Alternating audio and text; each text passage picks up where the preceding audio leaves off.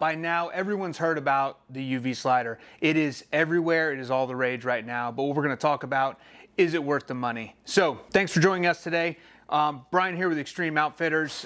We've got all things archery, bow hunting, and outdoors. Be sure to head over to our website, extremeoutfitters.com, and sign up for the newsletter. Get all the latest deals, and they're so low we can't even publish them right now. So be sure to check that out. But now, on to the meat and potatoes. Guys, the UV slider. We're gonna go over all of the options. You've got a left and right hand option, and then it's got 3 different mounting selections. So as you can see here, mine's mounted with the Picatinny mount for the PSEs. They've got the bridge lock for the Matthews, and then they've also got a side traditional mount. Looking at the box, like we got right here, it's magnetically held. It's got a QR code for all of their customer care stuff. And then it's got this travel case. Everything that's in it, it comes with the bar, the UV3 XL SE scope, and then the rail. It's also got some part pieces in here, some extra metal sight tapes that you can mount your sight tapes to. Instruction manual, a ton of sight tapes in the package, and it's also got an extra scope ring for the back if the white is too bright for you or you want something bigger. All right. It's got sight tapes out to 140 yards. This compact travel case, which is proved to be super handy, especially going to Total Archery Challenge. I was able to take the scope off of the rail and then put it in the travel case. No harm, no foul. We'll go over that later on how to quick disconnect and add it back on, but there were no sight adjustments needed on my bow when we got to the range. The white Viz ring, it's got on the back, that is part of the light cartridge, and then it's also got a 3-pin horizontal cartridge for the front. We're gonna work forward or down from here.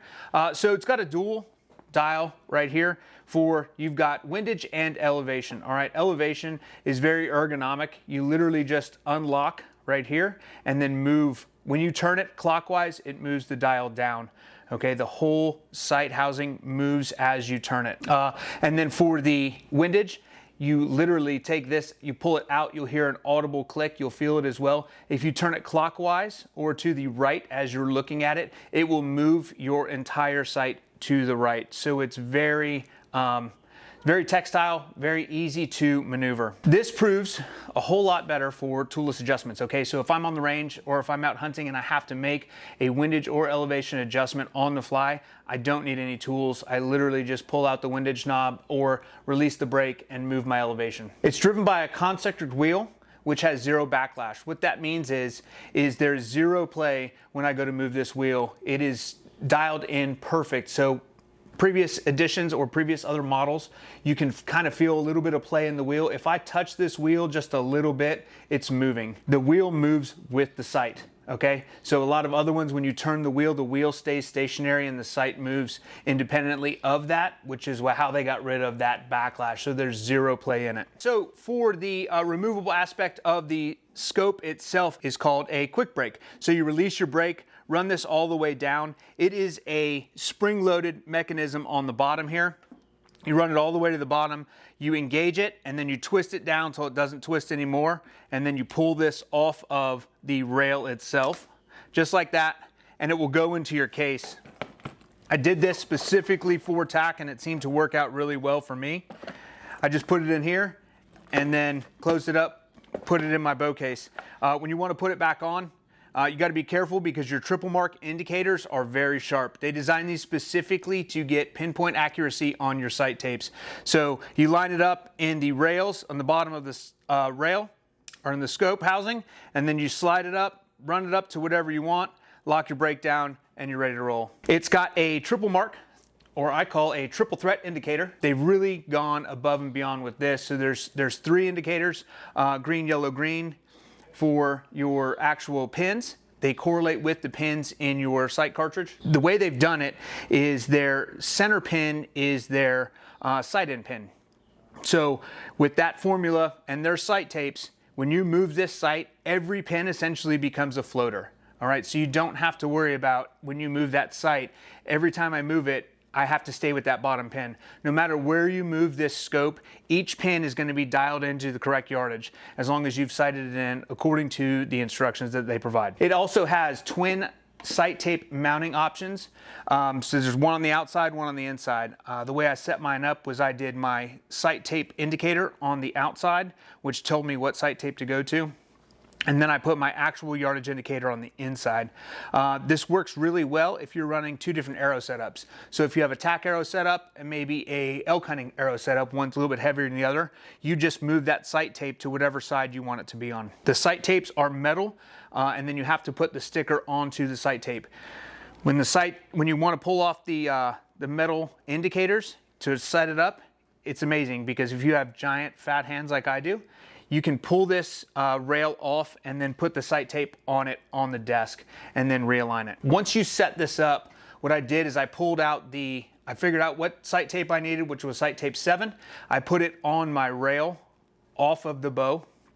I pulled the front cartridge out and I lined up my pins. All right, so I knew exactly where 20, 30, 40 was going to be based on the sight tape I already had on the desk.